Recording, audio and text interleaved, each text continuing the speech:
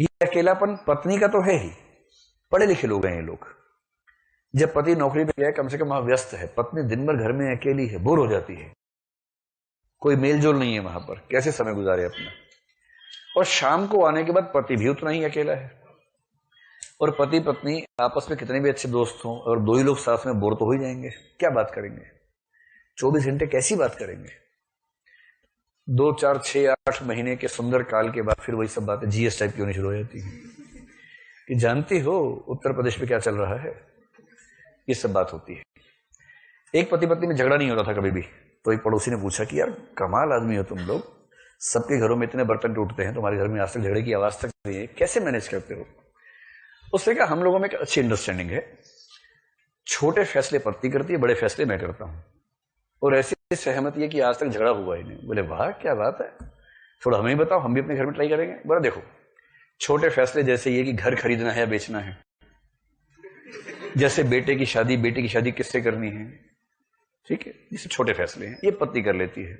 बोले अच्छा, फिर बड़ा फैसला क्या है। बोले बड़ा फैसला जैसे अमेरिका को सीरिया से वापस आना चाहिए या नहीं, ये मैं कर लेता हूं। ऐसे ही रूस और अमेरिका में संबंध कैसे होने चाहिए, भारत पाकिस्तान पे सर्जिकल स्ट्राइक करे या ना करे, ये सब मैं कर लेता हूं। तो इससे हमारे घर का माहौल ठीक रहता है और कभी झगड़ा होता ही नहीं। हमने अपना अपना क्षेत्र बांट लिया है, काम करने का एरिया बांट लिया है। तो आप लोगों को शांत जीवन का उपाय समझ में आ गया। अंततः यही उपाय है, इसको जितना जल्दी अपना लेंगे उतनी जल्दी जीवन में शांति आ जाएगी, वरना क्रांति होती रहेगी। तो अब ये जो पत्नी अकेली है, दिन भर दुखी है, शाम को पति आ गया, ऐसा थोड़ा ना कि गप्पे मारते रहेंगे आपस में, 10 मिनट में खत्म हो जाती है गप, उसके बाद फिर क्या करें, अब ये भी अकेला वो भी अकेली। इन्हें चाहिए कुछ ऐसा जिससे बोरियत दूर हो। जैसे टेलीविजन ना बूढ़ों के लिए वरदान है, वरदान, स्पेशली निरक्षर बूढ़ों के लिए। बूढ़े हो गए हैं 60-70 साल, काम कर नहीं सकते, वो खुद को संभालें, वही उनकी अचीवमेंट है। बच्चे चाह रहे हैं कि वो स्वस्थ रहें, ये नहीं चाह रहे कि मर जाएं, लेकिन चाह रहे कि स्वस्थ रहें, ठीक रहें। बूढ़ा चाहता है कि बच्चे उससे बात करें, और बच्चे रत भर नहीं चाहते कि बूढ़े से बात करें। बूढ़ा अकेला बोर हो रहा है या बुढ़िया बोर हो रही है। इस टेलीविजन ने पीढ़ियों के संबंध अच्छे कर दिए हैं कि जैसी शाम हुई, बूढ़ा बुढ़िया टीवी खोल के बैठ गए हैं, ऊंची आवाज में, क्योंकि सुनता कम है, और अपने साथ साथ आप आसपास के 3 घरों को गुलजार कर रखा है। और 6 बजे शुरू किया, रात के 11 बजे तक टीवी देखा।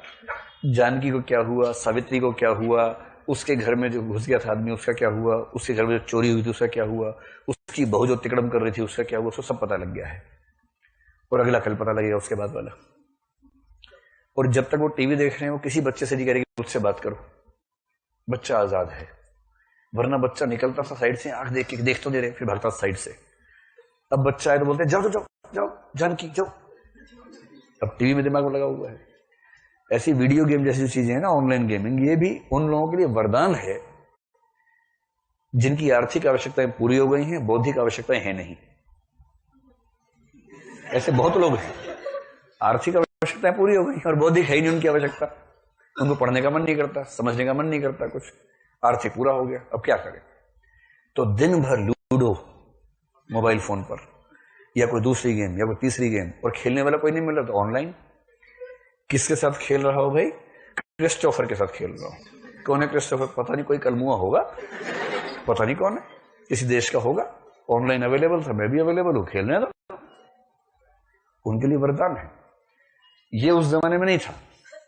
इनका अकेलापन दूर कैसे हो मध्य वर्ग का? और क्योंकि ये पढ़े लिखे हैं। देखिए, एक तो पढ़ा लिखा आदमी है और दूसरा अकेला आदमी है।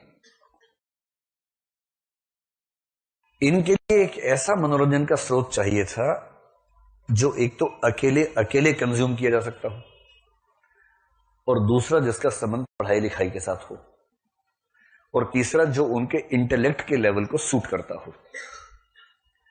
और क्योंकि अकेलापन लंबे समय तक रहने वाला है, तो ऐसा जो लंबे समय तक खालीपन को भर सकता हो। इन सारी जो मर्ज हैं, इन सब मर्जों की दवाई बनकर जो विधा पैदा हुई उसको उपन्यास कहते हैं। क्या खास बात है? लंबा है तो उस महिला के कम से कम 10-20 दिन गुजर जाएंगे एक उपन्यास पढ़ने में। बहुत बढ़िया चीज है। क्योंकि उस अकेलेपन का समाधान बड़ा मुश्किल होता है। पिछले महीने मेरी माता जी की मृत्यु हुई, उससे करीब 6-8 महीने पहले से उनको अकेलापन थोड़ा परेशान करता था, तो मैंने उनको 20-25 उपन्यास मंगवा के दिए। उनको पढ़ने का बहुत शौक था, सारे उपन्यास छाट गई। आखिरी दिन ऑपरेशन के लिए जब गई, उससे पहले बोली मुझसे 10 मिनट रुको भी। मैंने क्या हुआ, गुनाहों का देवता थोड़ा सा बचा हुआ है। 4 पेज छूट गए थे, तो मैंने फिर रुकवाया। मैंने रुको भी, ऑपरेशन बाद में लेके जाना, पहले पढ़ना उनको। 4 पेज पढ़ लिए। फिर मैंने पूछा चंद्र को क्या हुआ बताओ, तो बताया चंद्र को ये हुआ और सुधा का ये हो गया, फाइनली ये हो। मैंने ठीक लग रहा है, बोले हाँ ठीक लग रहा है। उसके बाद गई ऑपरेशन करवाने के लिए। संयोग था कि वहां से वापस नहीं आ पाई, लेकिन पढ़ते पढ़ते गई। तो पढ़ने का सुख बहुत बड़ा सुख है, अकेलेपन को दूर करने के लिए।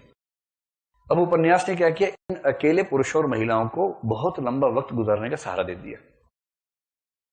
पढ़ने वाला है, अकेले पढ़ने वाला है, यह भी दिक्कत नहीं है कि 4 लोग मिलेंगे तब खेल पाएंगे। आप कैरम बोर्ड खेलना चाह रहे हैं, अकेले खेले जा रहे हैं, थोड़ा ना होगा, कोई चाहिए खेलने वाला ना। इसमें सुविधा क्या है, कोई चाहिए ही नहीं। अकेले उठाया और बीच में फंसाया था जहां पर कागज, वहां से देखा, आगे पढ़ना शुरू किया। और डूब के पढ़ना, खाने पीने का एहसास भूल जाए, ऐसी रोचकता गद्य में है। पढ़े लिखे लोग हैं, उनको समस्या है नहीं, वो एंजॉय करते हैं। तो जब आप उपन्यास पढ़ते हैं ट्रेन के अंदर बैठ के, आप देखेंगे साथ वाला ऐसे घुस जाता है उपन्यास के अंदर, बड़ी कोफ्त होती है। मैं तो उसे 3 लेके जाता हूँ जब भी जाता हूँ ट्रेन में। जैसी कोई ऐसी घास उससे दे देता हूँ कि लो ये पढ़ो, और तुम ये वाला पढ़ लो भाई, है ना। मैं आराम से पढ़ लेता हूँ अपने वाला। बड़ी दिक्कत होती है, कोई ऐसे झांक के देखे आपके आसपास, बेशक वो पढ़ नहीं पा रहा, आपकी सारी चेतना उसमें लग जाती है। सार्थ ने बड़ी अच्छी व्याख्या की इस बात की अस्तित्ववाद में कि the existence of other person is help for me. दूसरे व्यक्ति का होना नरक के समान हो जाता है ऐसी स्थिति में, जब कोई आपको घूर रहा हो या आपके सामान को घूर रहा हो। तो अब अगर एक वाक्य में कह दूं कि मध्य वर्ग का उदय पूंजीवाद की एक संरचनात्मक परिणति है। मध्य वर्ग पढ़ा लिखा किंतु अकेला वर्ग है, जो उच्च वर्ग या निम्न वर्ग के साथ जुड़ नहीं सकता है। मध्य वर्ग के पुरुष और स्त्री को अकेलेपन की समस्या से जूझना पड़ता है शहर में।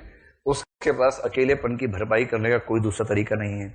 उसी ऐतिहासिक अकेलेपन को दूर करने के लिए एक नई विधा का आविष्कार हुआ, जिसका आस्वादन अकेले और लंबे समय तक किया जा सकता था और जिसका संबंध उनके पढ़े लिखे होने के साथ भी था। इसी विधा का नाम उपन्यास था।